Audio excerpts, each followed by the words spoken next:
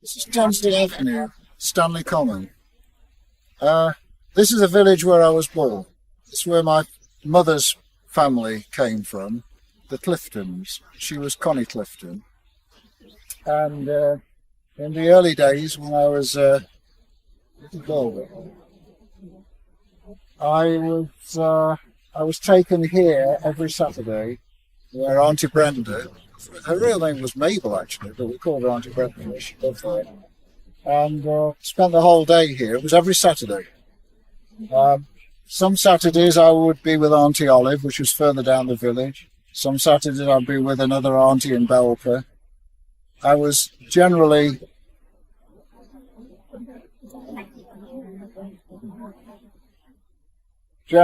put somewhere else because the reason was given generally that they were very busy with the family business. It's where I was christened and where a lot of my relatives have died, mainly relatives on my mother's side. And they've allowed the trees to grow up now. It's a more pleasant place, Stanley Common, than it used to be when I was a child because they've allowed the trees to grow. And it's quite a desirable area with quite a few desirable properties. I'll show you one in a moment where I was actually born. This is the house where I was born. They've enlarged it 100%. The part which is on this side has been built recently. The original was basically just a World War, as you can see the design, it was a World War II house. And apparently it cost £600 in 1943 or 44. And it's totally different now, but there were some poplar trees. It was very quaint, it was very pretty. Mum and Dad were in business then with some Jewish friends, Phil and Edie Daniels. I have had it suggested to me that the house was never ours, it actually belonged to our Jewish friends. Mother was a very good sales lady.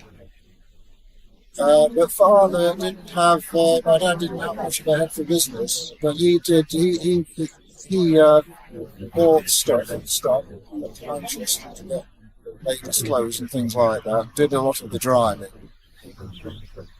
But my background is shrouded in a lot of mystery. Right, this is Stanley Common Post Office. I have a very clear memory of this, and Mother sent me up to get probably 20 Park Drive or something like that. 1959. And it was closed. The post office was closed. And I went back and I said, it's closed. I said, why is it closed? And Auntie Brenda was sitting there and Mother was sitting there. My mother, both of them were very embarrassed. They didn't want to tell me what was the matter. Just Mother muttered something about a dirty bugger him or something like that. Anyway, it turned out that Jack Carrier had been discovered as a gay man. And he was driven out of the village a sort of homophobic lynch mob, as I understand it. He was put in a position that he had to leave. I don't know the details about it, but I do know, I found out later on, that as a younger man, he was in a prisoner of war camp in World War II, a Japanese prisoner of war camp, and he had terrible marks on his hands when he was tortured there. So he had served his king and country very well. He'd carried on the family business with the Stanley Common Post Office, much smaller than it is now. And that was how he was treated. And when I asked Mother further questions, she said he was a homosexual. She said, we don't want people like that in our village. And I often think that she was saying it in such a way that made it clear to me that she didn't approve of the way things were going with me. I was 14 then. no interesting girls at all. And I have told about how Mum and Dad were both ashamed of me in Hena. So this was a sort of continuation. Jack Carrier did crystallise things quite a lot, and I could never get much out of my relatives. One relative, a cousin called Brian, actually did tell me a little bit more. I said, "Is he alive?" And he said he didn't live very long after he was driven out of the village. He died.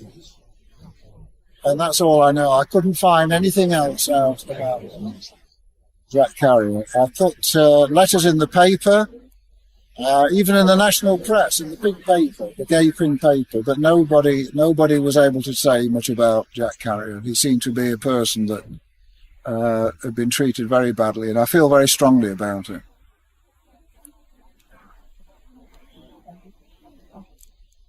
Oh, one thing my mother did say, she used this expression, "no good to any woman."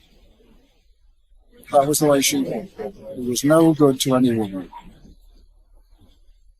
It was always the elephant in the room, my homosexuality. It was never discussed directly because it was such a terrible secret. Referring to John Lane, the boy who was kind to me at Munster Street Boys' School, it turns out that he was the headmaster of his school for many years. I didn't realise that. I didn't know that until I wrote Hena School Days in 1998, I think it was. Hena School Days. And I said, I wonder where he is now.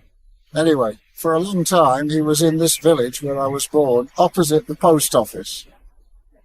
The scene of Jack Carrier's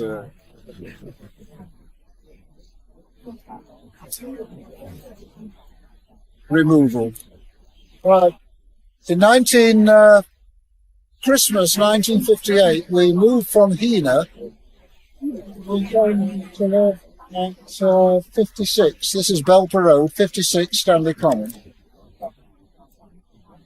Our family has been described as a situation where we've gone from rags to riches and riches back to rags. That's the way it was described by two family friends who gave me very strong hints that we didn't own all that we said we owned. And in fact, it was our Jewish friends who controlled the finances. Well, it was a very, very comfortable place. And having a bay window was supposed to be a cut above the properties without a bay window. It was very, very humble, very tiny little rooms. And I wasn't very happy here living at Stanley Common. I was happy at Howitt School, very happy going to school at Howitt, but not very happy living here at Stanley Common, really.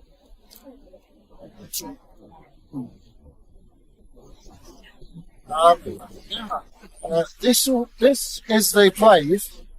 We're looking at modern houses now, but it used to be where the miners' welfare was. Stanley Common Miners' Welfare. And living here, I used to hear some very funny stories. And we had people coming to our house, relatives and sometimes friends. And in the miners' welfare, there were many rows and conflicts and disputes. And there was some woman who had a row with another woman, and she said to the other woman, she says, "You bugger you, I wouldn't piss on you if you're on fire." I thought that was so funny. I was working at the power station then, and I foolishly, like as a lad you will do, I told them all about this. I said, and she said this. And so, of course, they used to tease me about it at the power station then. And every time from the gantry, they used to say, they called me Sam in those days, my middle name, incidentally. "Sam, I wouldn't piss on her." And then somebody shouted, "Unless I piss paraffin and I piss all over her."